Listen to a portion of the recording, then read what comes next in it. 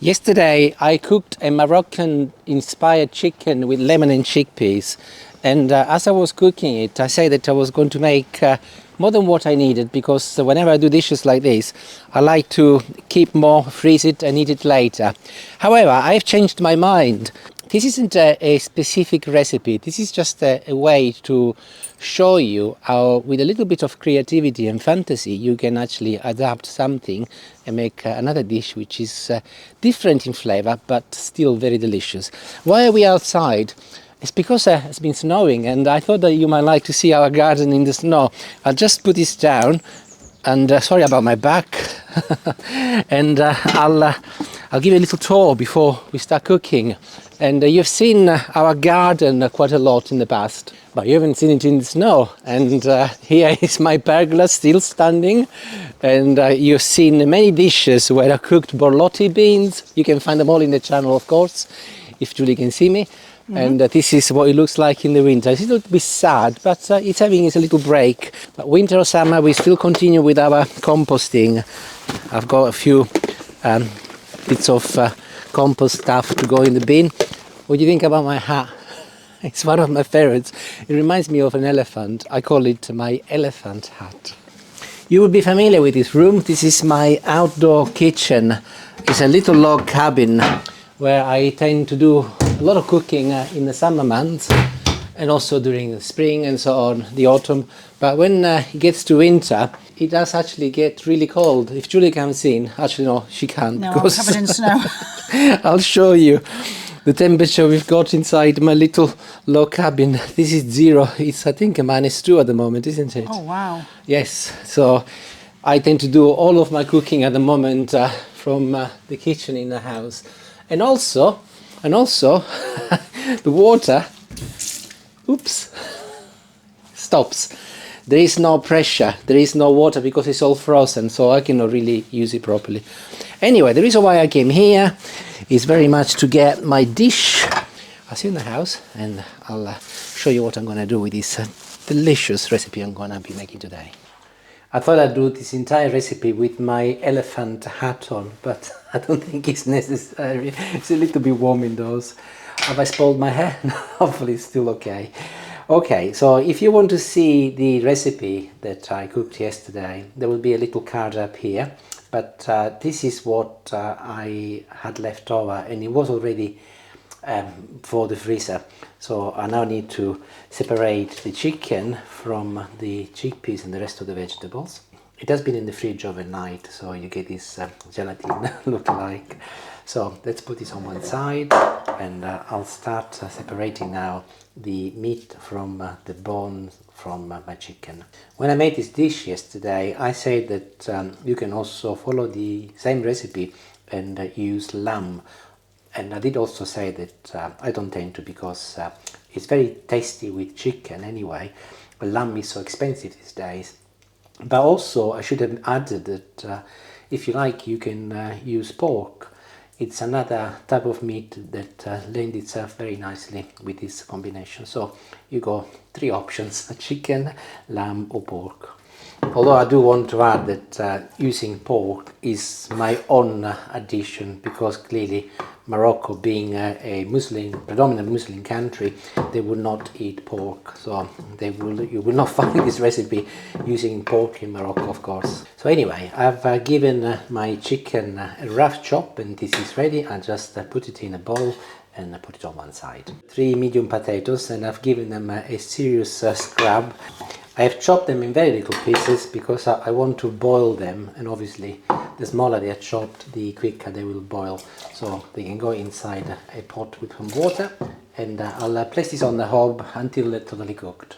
When I said outside that I was going to alter the flavour, I meant it, but obviously the underlying flavour is still there with all of the herbs. I used cumin, I used paprika, and also some coriander seeds yesterday. But I will be making it even more Mediterranean, if that helps. So I've got a little sprig of rosemary at the moment, and I'm chopping it in tiny little pieces first. My potatoes are cooked. If in doubt, cook them for longer rather than less. But here they are, look, they are very well done. And I add the rosemary first, followed by a little olive oil. And I have grated some mature cheddar, a very good handful goes in. Now you can use a traditional potato masher if you like. We actually have got one, but I don't like using it for two reasons. I hate washing them up, they are a bit of a nightmare. But also I like to use a fork because it leaves the potato a little bit more rustic, and that is how my mum used to do them. She didn't have such a tool, and I think it's fine. I like the fact that they left a little bit more chunkier and rustic in flavour, as I already said. Now before I continue, I've got here some paprika and some cumin, which are in the main dish. I'm not going to put a lot, but I want my potatoes to complement a little bit the flavour from the chicken and the chickpeas. I'm not going to add any coriander because I think there was plenty in the dish, but just a little bit of paprika and some cumin, and I'll mix it in. Back to my chopped chicken and rest of the vegetables, including the chickpeas. I can mix this together now, and I'll mix it with a spoon, so ensure that everything is properly amalgamated. Back to my oven dish, a little olive oil at the base, and using some kitchen paper or a brush, whatever you might have available, I'm just going to spread it across the sides also. I've got some very fine breadcrumbs. I'll put this at the bottom of my dish, and I'll mix it, and I'll also make sure that I go on the sides, so that provides a little shield against my potato and everything else. And I'll start with the potatoes, so half of the mixture goes in. And using a fork, I'm tapping it down, making sure that it's nice and compact, and also ensuring that the surface of the dish is covered. And off I go with my chickpeas and chicken mix. I'll apply some to see how I get on. Actually, I think we can all go in. I'm sure that it will fit. So I'll spread it using my spoon to ensure that again it's nice and compact. I'm getting every last drag out, and this is fine. I've also chopped a little mozzarella ball, so I will apply this as the next layer. Again, I'll cover the entire surface of the dish, followed by the remainder of my mashed potatoes. And using my fork, I'm making sure that I spread it across the surface so that it is equally covered.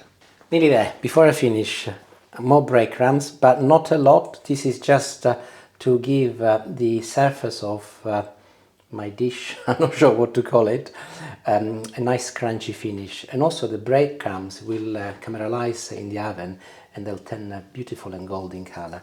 So just a small pinch. You can choose not to put any if you don't want, but if you follow my advice, you will not regret it.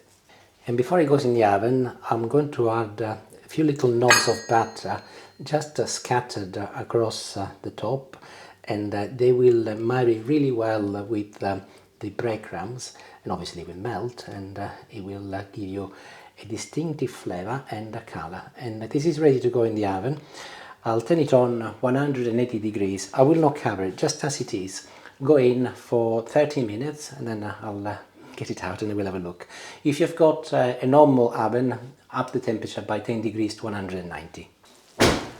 What is interesting about dishes like this is that I do not really know what to expect when I taste it, as I've never made it before. But I have made something similar with potatoes and ham and so on. So I knew exactly what it would have looked like, and that is exactly what my vision was. However, it is really hot. You can see it's still bubbling. 30 minutes exactly. So I'm going to leave it for about 15 minutes, 1-5 that is, and that will give it time for it to cool down slightly. It will still be nice and hot, and then I can slice it and tuck in and see what it looks like. So I'll see you in 15. When I woke up this morning and I had this idea, I had three options in mind, and one was to make a lasagna, and I would have layered 3 or 4 different layers of lasagna, and used some of the chicken stock which I had left, because obviously it would have absorbed it.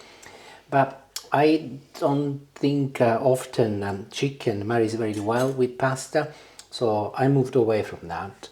And then I thought actually I could do with potato slices, and I was going to use a mandolin and slice them fairly thin, and do a layer at the bottom, and then all of the rest, and then a layer at the top.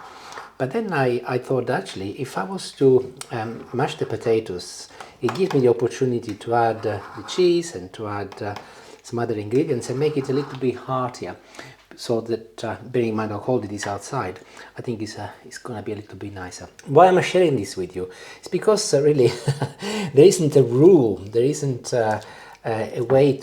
one single way to do things, and that is what I love about cooking. Use your initiative, use whatever crosses your mind. And I never thought I was going to make this yesterday when I made this dish, and it looks superb. It smells nice, and I'm dead keen to see what it tastes like. Yeah, I cannot see, but Julie can. Yeah, I can. See? But get it on your plate quick. Quickly.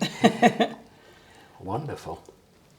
I did mention that this was going to be crunchy because of the breadcrumbs, and that is really nice. But let's see what the taste is like.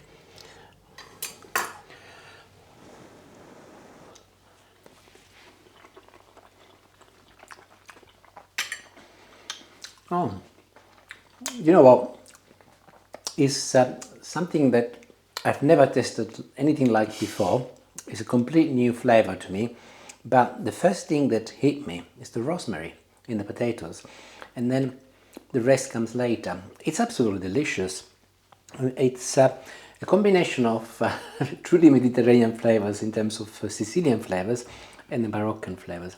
I'm so delighted I've made it, because it goes to show that, as I said outside, with a little bit of creativity, and I used the word fantasy. Julie said to me afterwards, fantasy? What do you mean by fantasy? You know what I mean. Imagination, I think we would say. Imagination. It's really delicious. Admittedly, it's not as healthy as it was yesterday, because I've added cheese and I've added some butter, but it's homemade, and you know what is in it, and you can eat it comfortably knowing that it's your dish. So I'm not saying make it, because you might not want to make this particular dish because you've got to make the first dish, but this video is more about encouraging people to get out of the comfort zone, if you like, and experiment in the kitchen, and sometimes you get some incredibly good results, just like I have today. So looking forward to Taki now. Thank you for watching, and see you later. Ciao, ciao.